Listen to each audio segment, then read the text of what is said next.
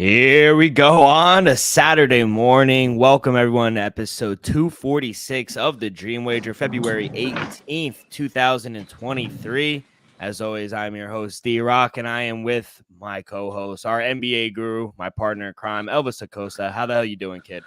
Great, Dill. Great live on this Saturday morning. Just had my cup of coffee, so we Mm-hmm. feeling good. All-Star weekend is upon us, Dill.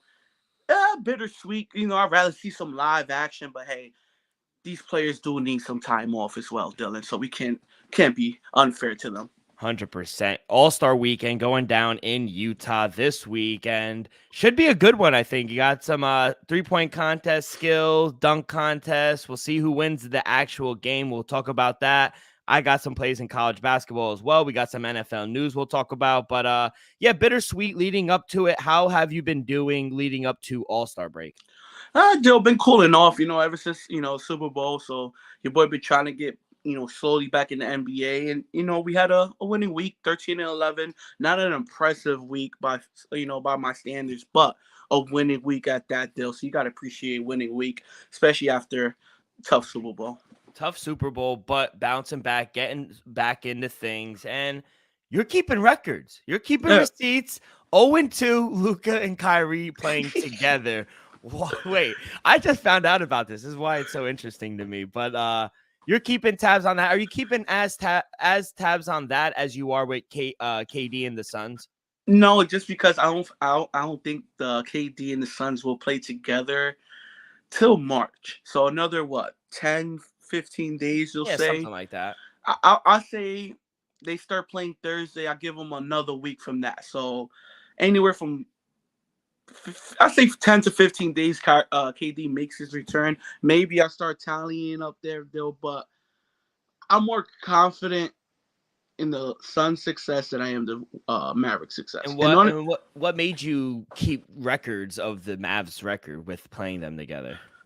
one, a lot of people talk shit to me about Kyrie leaving the Nets, so I had to keep track because there's a lot of fake Luka fans out there. Yeah, we So I know. got I gotta keep track. So when I show them the proof, they can't say nothing. So far, Kyrie Irving and Luka, when they play together, are 0-2.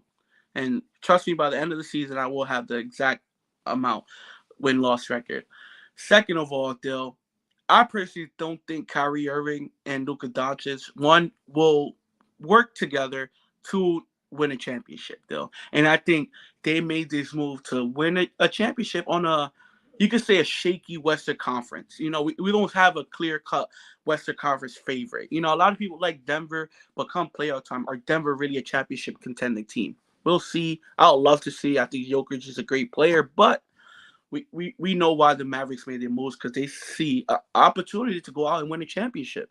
And before KD went to the Suns, Dill, a lot of people had the Mavs possibly representing the West in the finals. So, like I said, Dill, I'm just keeping tabs for all the people who were talking shit to me about Kyrie Irving and saying that the Mavs are going to win it all. I'm going Yeah. to have their exact record come season end.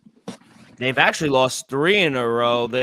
But not together, but they lost to the Kings, lost to the Timberwolves, and then they lost to the Nuggets the other night. So tough little skid they're going on right now, Mavericks. But yeah, it's actually hilarious that you're keeping track, and I can't wait to see that number come the end of the season. Do you think it will be over 500 or under 500? Realistically, though, I think it'll be somewhat 500 or maybe under 500, just because it's 25, 24 games left. Something like that. They're already under 0 for 2.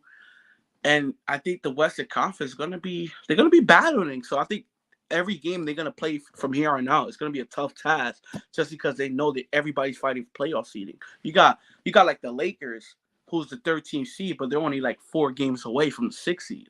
So you got all these teams who are gonna go out there and play to win. And I don't think the Mavs gonna be able to just cruise, into the playoffs. No, right now, if I'm looking at the Western Conference, and the Mavs are sitting at 6, right behind the Suns. But like we said, we think the Nuggets are for real. They're the first. Then 5 games under them, the Grizzly. They're young, but they do have talent. The Kings, they're a surprise team sitting at the 3rd spot. Yeah, but We don't think they'll be there though. Clippers, they'll be there. They're sitting at 4th. The Suns, Mavericks. Then the Pelicans, they're getting a little healthier. We'll see how everything plays out down the stretch. Then you got the Timberwolves, the Warriors. So the Lakers are sitting at 13th. They're we remember last time we talked about the West and we were like, hey, the Lakers, they're only a game out of like jumping 3 spots. Yeah. No more. Not anymore. They're only 3.5 games out of the 6th seed. Yeah, they're only 3.5 games out. They win. Say if they come out of the All-Star break, they win, 8 out of 10.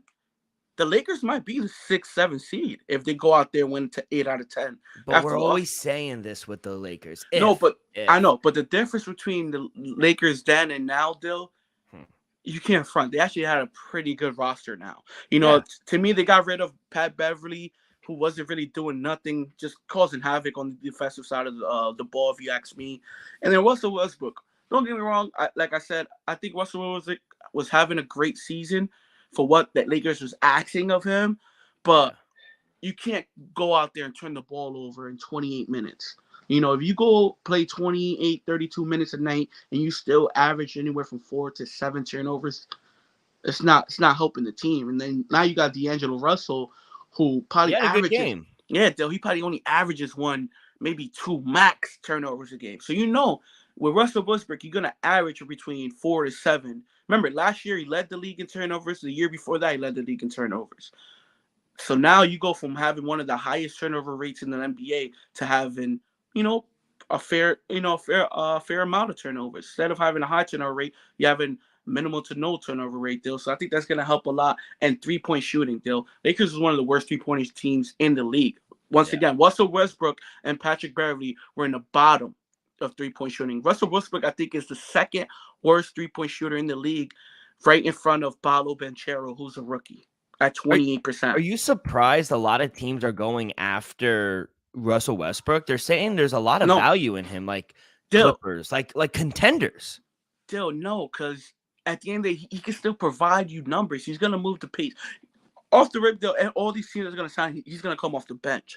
So they need somebody to push the pace coming off the bench. Still, Russell Westbrook can still do that. He can still give you 15 points, 8 rebounds, 5 assists, or vice versa, 8 rebounds. 8 assists, 5 rebounds. He can still put up those numbers, Dill. It's the turnover rate. And you can see with the Lakers, he didn't really mesh well with LeBron and AD. We really see D'Angelo Russell in this offense flowing much better than what Russell Westbrook did overall in the past 2 seasons. Do you think maybe he could work in with Paul George? He's had relationships with him and Kawhi. I like that. I like him going there. Realistically, Dill, I see the possibility, but honestly, I don't think it will happen because I think it's still Kawhi Leonard's team. I think it's 100%. I think Kawhi Leonard says yes or no. And remember, a few years back, Dill, Paul George had arguably his best season. Not arguably, he had his best season. He finished third in the MVP race with Russell Westbrook in that Thunder team, Dill. So I know Paul George would happily welcome Russell Westbrook because he had his best season of career alongside Russell. So I think it comes down to, can Jerry West and Ty Lue talking to Kawhi Leonard into saying yes? Because I personally think Clippers they have a small chance to representing the West in the conference finals. And I think if they add Russell Westbrook, I wouldn't say I like their chances more, but I don't think it hurts their chances either. No, I agree.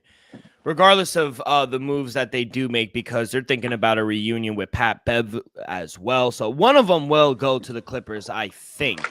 Don't know how it will work, but let's transition over to the NFL. We had some NFL news. Chiefs offensive coordinator Eric Bieniemy visited Washington. He was always their top guy. He accepts a position as their new OC. Literally days after winning another Super Bowl with Andy Reid and Patrick Mahomes. He's leaving on top, I think. He's 53 years old. He eventually will become a head coach, and I think this is the right move for him just because Ron Rivera won't be there for that much longer.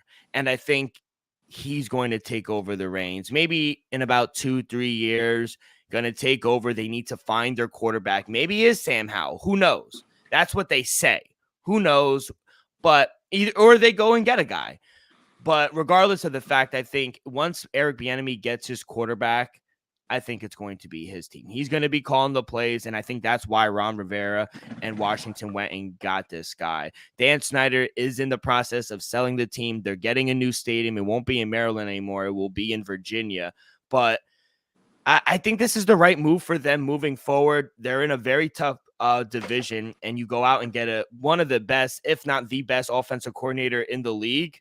I think that's a win for them. What do you think on the move? Dill, real quick, I just want to provide context. There's no reason Eric Bieniemy should be considered for an OC job. I just want to make that clear. This man deserves a head coaching job. He has 2 Super Bowls in his resume. We have coaches all around the league. We hear NFL owners say we want somebody to call plays. Mike McDaniels for the 49ers did not call plays. Matt Nagy, when he was on the Chiefs, he did not call plays. Zach Taylor, when he was on the Rams staff, he did not call plays. We all know Sean McVay calls the plays. So not to take nothing away from all these head coaches I just mentioned, but all I'm saying is we know Eric Bieniemy calls the plays, and he's also a 2-time Super Bowl champion, and he's yet to get a starting job. And think about it. He won in 2018, Dill, and he still didn't get a head coaching job. We see in all these coordinators, no disrespect to the Eagles, OC, or DC, but they lost the Super Bowl, Dill, and they got head coaching jobs by Tuesday morning. So I just want to say to the people out there, what Eric Bieniemy is going through isn't right, isn't fair, but it is what it is. Now, I think the Commanders in Washington just stole Eric Bieniemy out of Andy Reid in Kansas City, Dill. Like you said, I think they will be moving forward. Matt Howe, maybe they'd be able to bring somebody in, but I know it's just one game, Dill, but Matt Howe did torch the Cowboys defense. Sam Howe did torch the Cowboys defense, Dill. So there's something to pick up. Is he the future? Who knows, Dill? But off one game, he did pretty good against a pretty good Dallas defense. Dill, I understand they didn't really have much to show, but Sam Howe did perform well, Dill. And I think Eric Bieniemy could possibly turn him into I want to say Pro Bowler, but possibly more better of a quarterback than what he is now. I think they have some pieces. They have a good running back. They have Terry McLaurin. Yeah, they have some pieces, though. But I think, like you said, it's going to take a year or two to really turn it around. I think it's tough task to ask him to turn this offense around in arguably one of the best divisions of football. You got the Giants, you got the Eagles, you got the Cowboys, and you got the worst quarterback in the division at that. So tough sailing, but hey, if Eric Bieniemy could come out of here and have, his quarterback put up large numbers and have a good season offensively, Dill, I think he comes out of Washington with a job in the next year or two. Yeah. If not, he'd be the head coach of the Washington Commanders, Dill. Since 2018, since Eric Bieniemy took over as the Chiefs offensive coordinator, the Chiefs are number 1 in points per game, yards per game, points per season. He's number 1 every year since 2018. Wow. Yeah, you're right. Going backtracking just a little, maybe to clarify, I don't think I said he doesn't deserve it. It's just unfortunate he hasn't been given the opportunity, I guess. It is better wording for it. He definitely deserves it. He deserved it after winning 1 Super Bowl. He deserved it 4 years ago, though. So, yeah, he will get it one day. Unfortunately, it's going to have to wait another year or two. But I think maybe this is the reason he did choose to come to Washington, because they said, hey, Ron Rivera's not going to be here for much longer. We want to groom you. We want to just gradually do it. And, sometimes we've seen good offensive coordinators sometimes go into a situation and then fall flat on their face. Not saying Eric Bieniemy will do that, but hopefully, having a year or two under his belt, learning the system, in implementing his own system into Washington, maybe it will be better when he does finally become the head coach. Yeah, and talking about the move, I think this was the perfect move for him, just because everybody knows clear-cut, that's his offense. We know Ron Rivera is the defensive head coach, so his focus is on the defense. Yeah. So we know this upcoming season, everything that's going on the field through that offense came out of Eric Bieniemy's mind. We know that for sure, Dill. So I can't wait to see what he could do with Sam Howell as the quarterback. Dill, like you said, they got some pieces. I just think it's going to be a tough task just because they're in one of the best divisions of football. But if he can make it out of that division, Dill, I think that's going to show how much he deserved the head coaching job. Yeah, I'm looking up their points per game and in the league because I just want to see how far they could really go. Oh, it doesn't fucking say. Of course it doesn't. Washington? Yeah. Points per game. Just trying to look it up how much they're kind of averaging. This fucking shit. Hold on, I got you. Washington 18.9. 18.9. So if they average about 24 to 27, it's a step up, and I think they're going in the right direction. And I think if you could do that with Sam Howell in his second year, because he's already shown you signs that he could torch up a good defense like the Cowboys in your division. So maybe he sees something. I don't know. Look what he did with Patrick Mahomes. Granted, it's Patrick Mahomes. So we'll tread lightly on that. But in other news, so they're talking about Matt Nagy now filling the OC job in Kansas City. Real quick, Dill. Sorry to interrupt you. Talking about Matt Nagy. Matt Nagy was the only reason he might get that job because he was the offensive coordinator back in 2017 when Patty Mahomes and the Chiefs lost in the AFC Championship game to Tom Brady. Remember, that offseason, guess what? Matt Nagy got a job as the Chicago Bears head coach. Losing that AFC Championship game. The next year, Eric Bieniemy becomes the OC, wins the Super Bowl. He's yet to get a job. That just shows you what's going on. And then Matt Nagy wound up losing in the divisional round to the Eagles off the doink in the first round or the second round, I guess. And then been downhill ever since.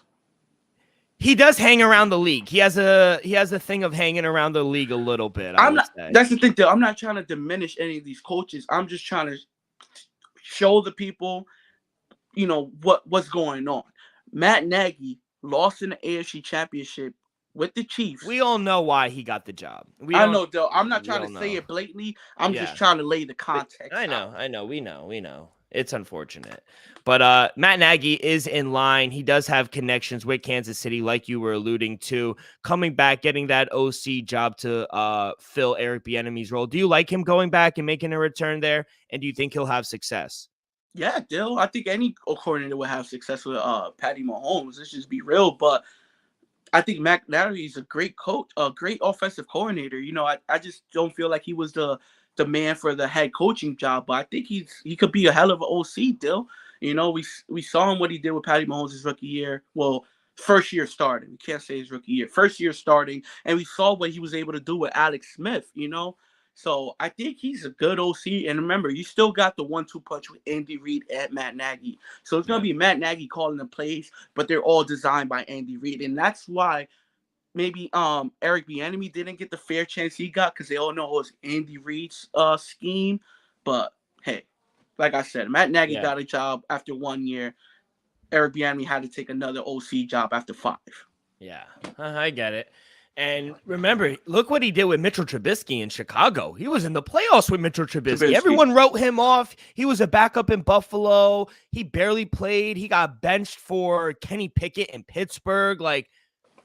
Matt Nagy brought Mitchell Trubisky to the playoffs and should have beat the Eagles. Should have beat the Eagles. We're not going to sit here because that was the Nick Foles team that ended up going to the Super Bowl, Dale. But no, but they should have lost. So come on. But the guy missed a fucking 27-yard field goal, whatever it was. It was a chip shot. It was a chip shot. Yeah. Oh, my God. And Matt Nagy's looking at him like, are you fucking kidding me? To win the game. But he does design. I don't think he gets a bad rep sometimes, Matt Nagy, but he does design a lot of good schemes, a lot of motions. I do agree, Dill. He is a good offensive coordinator, Dill. I think the Chiefs will have the same success. Will they average 29.2 points a game? Probably not, but are they going to drop under 24? I don't think so. No, either. And they have Andy Reid overseeing everything. Exactly. So I agree. I think it will be a good fit for both teams. Good on Commanders getting the best OC, which he shouldn't be. And then Matt Nagy coming back home and going to Kansas City. But in other news, Derek Carr, he visited the Saints a few weeks ago. He said, hey, I'm going to be released. I don't want to make a trade. Good on him. I think that's a class act move by Derek Carr. And then he went and visited New York. He came over here, East Coast, visited the Jets.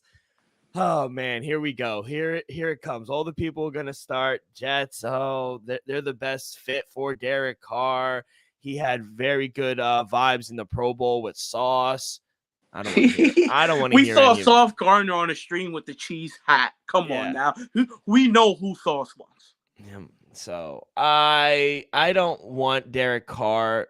It makes sense why they said they're gonna bring a veteran in. So I don't know why they're choosing Derek Carr. You hired Nathaniel Hackett. You got to go and put all your chips and go get Aaron Rodgers. How about that conversation already happened, Dylan? He's not trying to be in the Jet. I don't know if it did happen. He's away. He's in a dark place right now, retreating 4 or 5 days. He said it on the Pat McAfee show. So it's been about a week. Talking to him. It's been about a week, Dylan. I don't know. And it's funny because he went on the Pat show and he goes, a lot of people are having all these conversations about me without me. He was like, it's kind of funny.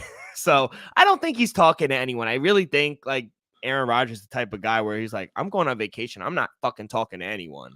No, right? I do believe that, though. But I do believe, because remember, he's under contract, so he has to be traded. It's not about him. I do believe, the Jets have contacted Green Bay. I do believe other teams contacted Green Bay. It's just, is Aaron Rodgers going to waive the no trade clause, or he's just going to flat out retire?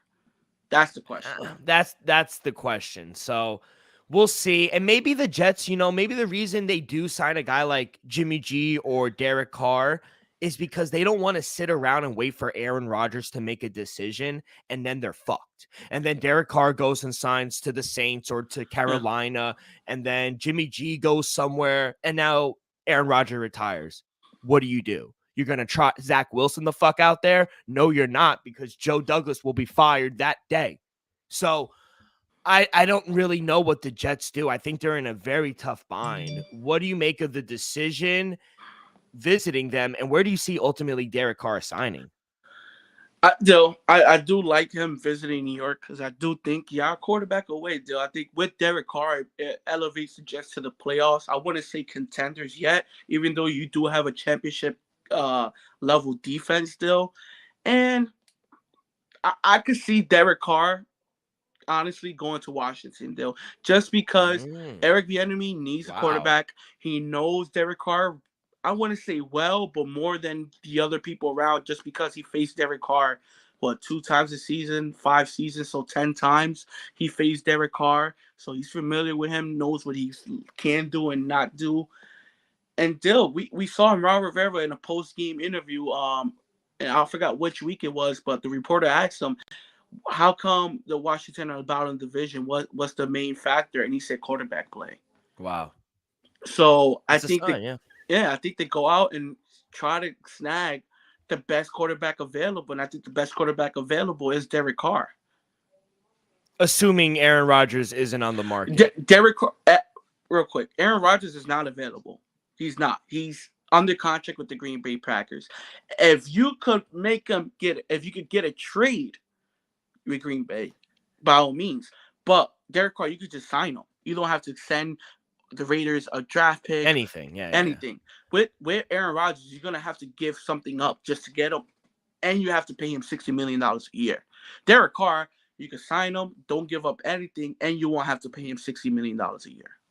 I do want to say that I don't think Aaron Rodgers goes back to Green Bay. I think he either retires or he plays on a different team, because I don't think they're going to be financially stuck on that contract. It's a bad contract for the Green Bay. I'm not going to lie. Even though he deserves the money, moving forward, they don't want to pay him. Say that. Yeah, though. Especially for a guy that's always up in the air. Am I going to play this? Am I not going to play? You don't want to always go into the offseason having that concern. Is Aaron Rodgers going to play with us this year? Yeah, exactly, Dill. And I think that's why a lot of teams are like scared to even offer them for example, like a first round pick, or because that's what a quarterback goes for, multiple first round picks, second, third round picks, and possibly some money on top of that deal. We sold Russell Wilson with the Seahawks got for Russell Wilson, so we've seen these quarterbacks go for multiple picks. Still, now with the uncertainty of Aaron Rodgers, are you willing to trade a first round pick just for 1 year? Because remember, Aaron Rodgers is 39 years old. How many more seasons does he have left? And he's been flirting with retirement these past 3 years, 3 years. Yeah. So would another team want to deal with that? Oh, we send a first and a second, and then he retires next season. We just blew that away. Yeah, and we paid him $60 million. That's what I don't want, and I think the Jets. I think they get Derek Carr. You know why? Because I don't think they're going to worry about – they don't want to worry about what we just discussed, and we also don't want to be left at the altar because if we do wait for Aaron Rodgers and all these guys get snatched up, we're kind of fucked. So I do think we go and we get either a Derek Carr or maybe a Jimmy G or someone like that, someone we could win with, because I think we're a quarterback away from the playoffs. That's for sure, I think. Championship, I wouldn't say that because I still think we're very young on the offensive side of the ball. But yeah, no, it's very interesting. I think all these moves are going to start coming in the following weeks, months. You're going to start seeing all these guys make visits, and then the dominoes will start falling. So very interesting. But yeah, before we get to an NBA All-Star Weekend, let me tell you guys about our sponsor, Viva Tequila. Brought to you by Viva Tequila Seltzer, the most refreshing hard seltzer on the market, hands down. It's no wonder why Viva was voted #1 hard seltzer in the world by San Francisco World Spirit Competition. With only 88 calories, 0 carbs, 0 sugar, and 4.5 ABV, Viva is the perfect drink for your post-game celebrations as it was created with that active lifestyle in mind. We flavor our tequila seltzer because flavor is the spice of life, and we like our drinks with just a kick. Just like how we like our lives, whether it's Huckleberry playing around the golf with the boys or an elderberry on a Saturday watching UFC and Elimination Chamber tonight. Don't forget, our flavors pair perfectly with our Artisanal Blanco for tequila for that subtle and refreshing drink. Our belief here at the Dream Wager and at Viva is to live long, live well, and live it up. All right, before we get to that, I want to tell you guys my college plays. I had got a little 8-pack for you, Elvis. Last 7 days, let me tell you my record too, by the way. Only been bet in college last 7 days. Last week, I am 23-13, up 8 units. Elvis, remember when I was down bad a couple pods ago? I was like, damn, I'm down 7-8 units. Got it right back. It's the long game we're playing. So seeing the board really well. Got 8 plays for you guys today. They start at 12, so I want to get these plays in for you. I am taking UNC Greensboro -2.5. They're at -3 right now. I still like them on the road against Chattanooga. Tennessee, the Vols, -2 against Kentucky. Tough game against BBN. Elvis, you have a play. Yes, still. Give me Kentucky. Give me the Cats at home. Just storm the court, Dill. Tennessee got that huge win last week against Alabama. They're feeling good about themselves. But guess what, Dill? It's going to be a letdown spot right down in Kentucky. Give me Kentucky. Money line at +110, Dill. You got to love it. Home puppies. I love home puppies. And, John Calipari, we're good friends. Got a house by each What the fuck are you laughing for? We got houses by each other down at the Jersey Shore. I've met Coach Cal a few times, and this is what I would get if I bet against his team. But Tennessee's the better team. And Coach Cal's not listening to this, but I don't think Coach Cal's the best coach in the state of Kentucky. Let's just say that. Next time I see him down the shore, I gotta let him know. Let's just say that. Next game, let's go Gators. +9 on the road against the Razorbacks. Give me the Cowboys. Oklahoma State +7 against TCU on the road. Shout out CT Bets. I got Baylor +5.5 on the road against the Jayhawks. That's going to be a fucking game. Number 9 Baylor against number 5 Kansas. That's going to be a game. Fading Villanova. Give me Providence. -3.5 against Villanova. Villanova is not making the tournament this year. They are bad. Give me Georgia plus 18.5 against Alabama. Alabama, they are the number one team, but they did just lose, like you said, to Tennessee. They won't be the number one team next week. And late game special, give me UC Santa Barbara minus 1.5 against UC Riverside. So little 8-pack for you. Elvis got to play as well. He's fading me, taking BBN Nation, Big Blue Nation, Kentucky at home to storm the court. Elvis, let's go. All-Star weekend in Utah. Should be a good game. Any snubs that you think?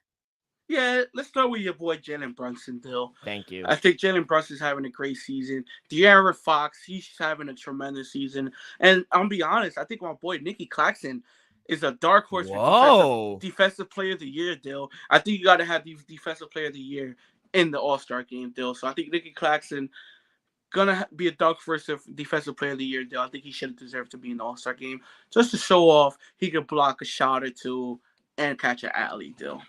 All right. Before we get to the actual game between Team Giannis and Team LeBron, there are obviously 3-point contests. You got the dunk contest, got all these things. So let's start with the 3-point contest.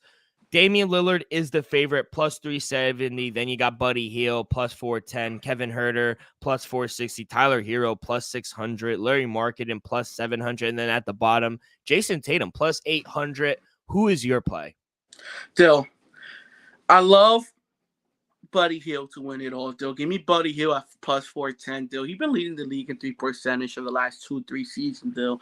Some people make the case he's the best 3-point shooter in the league, Dill. I wouldn't go that far, Dill, but I think he could win this competition. So at plus 410, I love it, Dill. Yeah, I'm going with Lauri Markkanen. That's my boy. I got him at plus 650, but you could even get him at at 700 right now, what I'm looking at. He's shooting a career best this year, 41.2% from beyond the arc, 44.9 at home from deep. And I think he'd be really good. You know, it all depends on the matchup on who he's going to go against. But I think he could hit about 60-70% of the threes. And I like him at like plus 700. Sprinkle a little on Lauri Markkanen. I think that's my guy. How about the skills challenge? Hold on. Real quick, though. Still got signed for the 3-point contest. Give me Tyler Hero more than 19.5 made in the first round, and give me Buddy Hield more than 23.5 made in the first round, Dill. And if you like those, you can also parlay that into Prize Picks, people. Still, if you want. Yeah. I'm looking at so you could do a round. So I'm looking at the props right now. Sorry about that. So Tyler Hero, round one score, you could do more than or less than 20 points. Mm-hmm. Is that what you were saying? Yeah. So I got more than 19.5 for Tyler Hero, and then I got Buddy Hield more than 23.5 first round. And if you want, you could parlay those in Prize Picks and win 3 times your amount. So if you put $20, you can win 60, people. Exactly. Anybody go download Prize Picks today. Use promo code DreamWagers on the bottom of the screen right there. Like Elvis said, you combine 2 or more. You could do the Tyler Hero one. You could do another one. Earn up to 10 times your money. You could parlay them with anything. You could even do that with an NHL play or a golf play. Golf is back. The Genesis Open. Tiger's fucking killing it, by the way. It's easy. Withdrawals made up to 60 seconds. So download Prize Picks, get in on the action now. But right now, download Prize Picks, use promo code DreamWager when you sign up. Let's go to the skills challenge. You like Team Giannis. Why? Just because I saw the emotion last year, and you could tell they were disappointed they lost, though. So it wouldn't shock me if the brothers are already practicing right now as we speak, trying to get it dialed in, and they're trying to win the event, though. You know, they're going to be the first group of brothers to win, and I think they just want to win it one time. I think this is the second or third year of them doing it. Haven't won it yet. I think they finally win it this year, though, and I think I have them as well. 0-2, and you know, how many times can we get Giannis as an underdog? You know, I think this is the year, though. You gotta get it. They're gonna be competing, going 100%. The brothers, especially since they lost and came so close. I think they're gonna be so intense into these skills challenge. At like 5-1, I'm seeing plus 500 right now. I got it at plus 475, but I think that's a very good value for guys who lost. Good bounce back spot, and they're gonna go balls to the wall, 100%. So I like Team Giannis as well. We're lockstep on that one. Now the dunk contest. Who do you got? Because I had two. I think we were kind of in a line on one, but who do you like? I like Matt McConnell, Dill, just Okay. because I've seen him on the blogs on IG and whatnot, and he says he has 2 dunks that nobody never seen before. Okay. And I believe him, Dill. He looks, he's not, he's not an NBA player, but he's on a 2-way contract with Philly. He could bounce out the gym, Dill. So I give him a shot to win it. I do think he's going to be the most exciting player, and Dill, he could jump out the gym. Dill, I see him. He's probably like 6'1". He looks like Muggsy Bogues out there dunking, Dill. So I think he's going to surprise people and put on a show, Dill, because I think I've seen some highlights of him. He gets up there. Yeah, Matt McClung. He has bounce. His vert is crazy. But another guy to keep your eye on, I think, Kenyon Martin Jr. Odds aren't the best. I got him at plus 175. He's at plus 180 right now. So either there, I like Matt McClung as well. I sprinkled him on plus 250, but I think it's a coin flip between them two. But Kenyon Martin he embarrasses people and puts them on posters. So I think eventually, maybe not this year, but I think he will be a future dunk champ. So sprinkle a little on Kevin Martin Jr. at plus 200. I see him in books, but shop around. Only some books. You got to be careful on books that you because I'm looking at a book right now. They don't even have some of the things. Yeah, some of the book I'm on right now doesn't have the contest, doesn't have Giannis the skills contest. They only have 3-point. Really, honestly, only 3-point in the All-Star game. Yeah. So let's actually talk about the All-Star game. You got Team Giannis versus Team LeBron going down. I think it's Sunday. Yeah, Sunday. Yeah, Sunday. Or no, it's tomorrow. Sunday. Tomorrow, 8 p.m. Who do you got? Right now, the line is Team LeBron -3. They are the home team. Over under 324.5. Anything on the side and anything on the total? Dude, I think I gotta lean the under because actually I went over and they fucked me. So I might have one bad quarter. Yeah, that's all it takes. I might have to lean the under. I'm not gonna touch it, so don't mind that. And Dill, to be honest, LeBron is 5-0 in the All-Star game since this new format. They pick the teams. I think he loses tomorrow, Dill. First loss as a All-Star game captain, GM, whatever you want to say. Mm-hmm. I think Team Giannis finally pulls out his first victory. He said it on the show. He wants to finally beat LeBron in the All-Star game. I think he's 3-0 against Giannis. He beat Kevin Durant, and then I forgot who else he beat. But Dill, I think LeBron's time has come. He's 5-0. I think Team Giannis wins. So give me Team Giannis +3, and we gotta sprinkle something on the money line at plus 126. I might just take the +3 because I'm pretty sure the last quarter is like 1st to 24 for Kobe. So I don't know. I feel that's tough. Yeah, I think they can make it close. So, but I'm looking.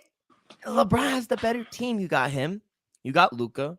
I think Lauri Markkanen's a stud. Ja, and then you got probably the 3-time MVP and the Joker. Now, he does have a good team. Giannis, Embiid's going crazy. Kyrie's having a fantastic year. Donovan Mitchell, he's averaging 27. I'm talking about like he's having an all right year. And then you have Jason Tatum, who's dropping 30. Kevin Durant, he's not playing, but he's on the reserves. And they're not really, I think the reserves are better on LeBron. You got SGA, Paul George, De'Aaron Fox, Anthony Edwards, who he's crazy. He came out and said, I think I'm better than LeBron and Kate. Yeah. You got to love the confidence. Yeah. But who else? You got Jaren Jackson. You got Damian Lillard, Sabonis, who I'm glad finally got in. But I just think depth-wise, they're better. And I'm going to lay the 3, like you said. 5 in a row. I'm going to make it 6 in a row, right? I don't know. He does wear number 6, though, so he's probably trying to make it there. But I think Giannis going to play a little hard, though. I got to go devil's advocate. I'm going to go LeBron -3. I don't want to touch the total because I could see it going under. but then I could see a shootout and they just fly over it. So 324 is a lot of fucking points. Yeah. So 160 each. I don't know. How about All-Star game? So if you're looking for Team Giannis, do you like Giannis to win the MVP at plus 650? Dill, like I told you ahead of the show, Dill, I feel like this man was disrespected not being a starter. When they came out with the votes, he wasn't named a starter. I think now with injuries, he is starting. I think he's going to go out there and dominate. I think he goes out there and scores 30-plus points, 12, 15 rebounds, couple threes, couple dunks. Give me Joel Embiid. Wow. Plus 650 people. You got to put some respect on his name. Yeah. I'm going to say yeah. It's a big word, yeah. The media, the voters, everybody didn't vote Embiid as a starter. And he leads the league in points. You know, he's a double-double machine. And Philly have, I think, the second best record since the calendar year. So I think he did his part to be named a starter. The media and the fans didn't think so. I could see why, because Joel Embiid ain't the most lovable character, Dill. But I think he's gonna go out there and show people, I'm that dude. Y'all can hate what y'all hate.